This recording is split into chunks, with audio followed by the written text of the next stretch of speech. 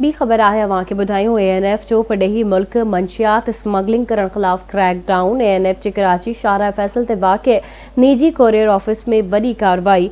ॻुझे इतला ते सऊदी अरब ऐं तंदूर ज़रिए मंशियात जी स्मगलिंग जी कोशिश खे नाकाम बणायो वियो आहे। कार्रवाई दौरान तलाशी वरिती वई त मोकिलींदड़नि खे आइस जज़्ब कई वई आहे। 6 तंदूरनि मां मजमूई तौर 56 किलो जज़्ब थियल आइस बरामद थी आहे।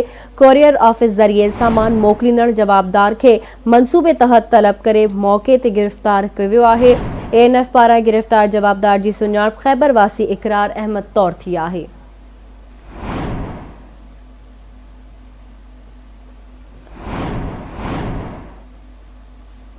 तफ़सील मालूम कंदासीं। असां सां लाइन ते मौजूद आहे कराची में आवाज़ न्यूज़ जो रिपोर्टर आमिर सुप्रो।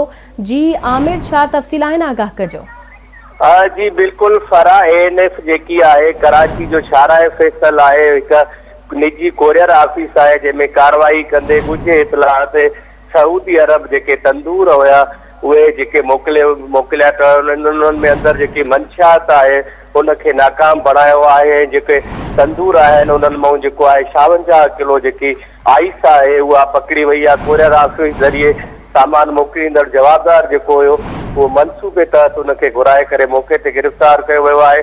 ऐं ANF पारां गिरफ़्तार जवाबदार जी सुञाणप जेको आहे ख़ैबर वासी इकरार तौर थी आहे। उन मौक़े ते पुछा वेठा बाद जेको आहे उनखे पुलिस हवाले कयो वियो आहे। ही जेके तंदूर हुया 5 उहे सऊदी अरब जेको जिदे मोकिलिया पिया वञनि ऐं कोरियर ऑफिस में कार्रवाई कंदे ही जेको 56 किलो हीरोइन आहे उहा पंहिंजी तवील में वरिती छॾी आहे। जी ठीक है आमिर सुप्रो, अपडेट करण लाइ अवां जी वॾी महिरबानी।